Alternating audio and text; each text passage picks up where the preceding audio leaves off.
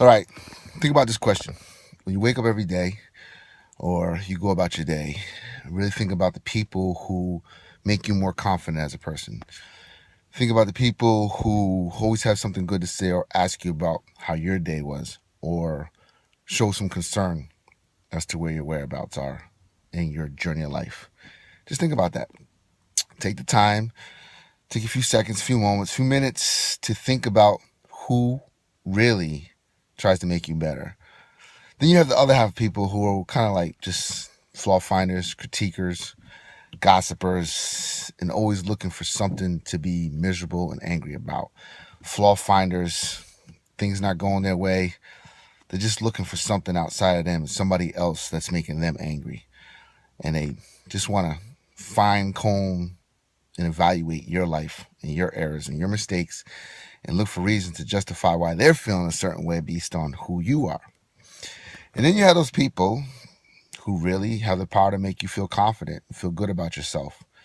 Even in your weakest times, they know how to bring you up. It could be by saying something really simple, encouraging, not adding, not contributing, not inflaming a certain weakness in you. You have those people are. So you really got to take the time to look at that aspect of life and see who's in your circle. See who's really playing a positive factor in your circle. And that circle runs to the most intimate circles. You really need to think about that. Who's really saying beneficial stuff to you? Who's really asking you things that are making you better? Who's really showing concern? Who's really triggering you to be stronger every single day? And then you have those people who just nagging and annoying, and they just really are not conducive to your life. And you have to come to some conclusions that you got to cut those people out of your life. You really just got to cut these kind of people out your life. These people who stimulate you to be thinking negatively, thinking depressively, thinking down, thinking in the past. When people are having past conversations all the time, it's just not good. And you keep having past conversations that are contributing to the past thinking, past situations, the past. It's just not conducive. If you want to reminisce off of good memories and times of growing up and all that, it's one thing. But when you have people who keep refreshing the past, refreshing old things of stagnation, of negativity, of bad times, shameful times, sad times, troubling times in your life, when you have people that trigger those kind of memories in you and want you to keep refreshing the negative past in your life, you got to cut those people out your life, man. You really do. It's just not conducive to you. You may say you're getting stronger or tougher skin to withstand people who run their mouths, or withstand the ignorant people who don't know how to communicate correctly, or withstand the people who just are stuck in their own element and have nothing good to say. People that wake up with always something wrong. People who wake up and just no day's a good day. They're always stressing. They're always just miserable. They're always, how you doing? My, it's always something. The other people who just have always something wrong with them every single day, whether it's work, relationships, or the weather. It just never goes in their favor. There's always something in a day that's wrong. You're like, gosh, it's a month, it's a season, it's a year, it's a mindset that some people just lack the ability to look on the bright side of things. Some people just lack that. They just can't help themselves. They can't help themselves but to talk on old negative thinking crap. And they want to drag you into that. It's like a vacuum. Because you may not know how to cut those conversations off in a polite way. You may not know how to just say, you know what, I'm not around for that. I'm not participating in that. I don't want to deal with that. Because God knows I've been through my own trials and tribulations, and I don't need anybody telling me about myself every single day and what's wrong with me every single day. I know what's wrong with me. Because if you're smart and you become an adult and accept who you are, the whole package of your character, you don't need anybody to keep telling you what's wrong with you. Because it's not what's wrong with you, it's what they don't like in you. And they try to change what they don't like in you because it's just not configured to them. So it's a problem for them. and they make it a big deal. And they build campaigns on that. People build campaigns on the flaws of others. It's crazy, but it's true.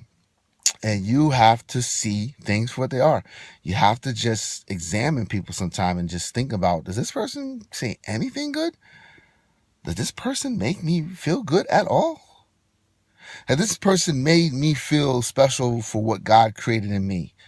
Has this person enhanced me to feel great about things that I've accomplished in my life? You really got to ask that, people. Take a look around.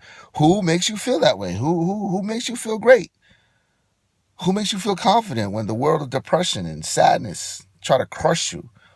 When the winds of negativity and low self-esteem try to crush you? Who is there to say, you all right? Look at these qualities you got. Look what you've done. Who in your life is telling you that? Or who is just standing side by side with you talking about the struggle's real and this is stressful and I can't deal with this? We know life is the struggle. We know life is stressful. We don't need to keep saying it all the time. We need to be productive solutions and get through it. It's one thing to talk about the struggle while you're actively doing something to counterattack your struggle in your life. Do something. Don't just be a talker. And don't socialize with people who just talk and sit there every day. The same thing. Repetitious, like CDs on replay. Never going to the next track. They just can't. You got to cut these people out your life because they're hindrance and they're dangerous to your future. They're dangerous to your positive mindset because you become a product of that environment. You become a product of that climate.